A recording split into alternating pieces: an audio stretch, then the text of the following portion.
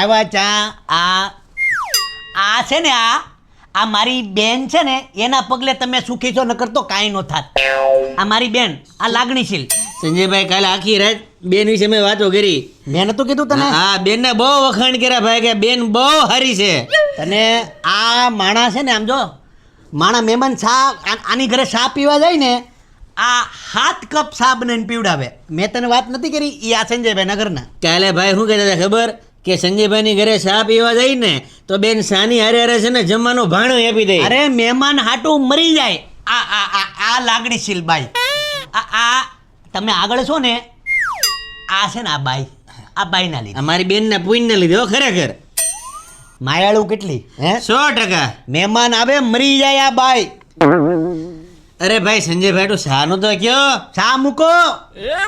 આ નવે અવતારે બસી ગઈ. આ એક આંગળી વધી બતાય.